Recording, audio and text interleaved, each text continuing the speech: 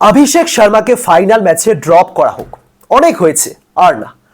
অনেকে ইতিমধ্যে এই দাবিটা জানিয়েছেন, কিন্তু আমার মতে একেবারেই না। এবং টিম ম্যানেজমেন্ট সম্ভবত তাকে ড্রপ করার কথা ভাবছেও না। এর পিছনে দুটো কারণ আছে। প্রথমত, টিম কখনোই চাইবে না উইনিং কম্বিনেশন ভেঙে ফেলতে। সে যতই অভিষেক অফ ফর্মে থাকুন, যতই বরুণ চক্রবর্তী প্রচুর রান দিয়ে ফেলুন, বা যতই অর্শদীপ সিং দিগ্ভ্রান্তের মতন বোলিং করুন, উইনিং কম্বিনেশন সবাই ধরে রাখতে চায়। এবং দ্বিতীয়ত, অভিষেক শর্মা হলেন সেই টাইপের ক্রিকেটার যার ব্যাট যেদিন চলবে সেদিন তিনি বাজিমাত করেই ছাড়বেন, অন্তত একটা হাফ সেঞ্চুরি এবং ভালো স্ট্রাইক রেটে।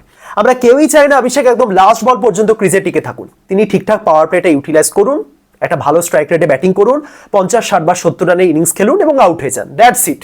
দরকারে তিনি প্রথম কয়েকটা বলে একটু ধরে খেলুন, এবং অ্যাকচুয়ালি তাকে খেলতে হবে, কারণ নিউজিল্যান্ড কোল ম্যাককনজিকে খেলাচ্ছে, যিনি একজন অফ স্পিনার, এবং অফ স্পিনের সামনে অভিষেকের দুর্বলতা ইতিমধ্যে এক্সপোজ হয়েই গেছে। সুতরাং প্রথম কয়েকটা বল একটু দেখে খেলুন, তারপরে না হয় বড় শটের জন্য যাবে, তাই তো? মনে আছে আপনাদের গত টি-20 বিশ্বকাপে বিরাট কোহলিরও এরকমই একটা ব্যাট প্যাচ চলছিল, এবং ফাইনাল ম্যাচে গিয়ে তিনি 76 রানের একটা দারুণ ইনিংস খেলেছিলেন, ভারতও বিশ্ব চ্যাম্পিয়ন হয়েছিল। হয়তো অভিষেক শর্মাও তার সেরাটা ফাইনালের জন্যই তুলে রেখেছেন। দেখাই যাক।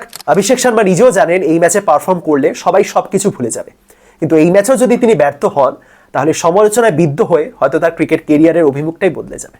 বাকিটা তো অভিষেকেরই হাতে।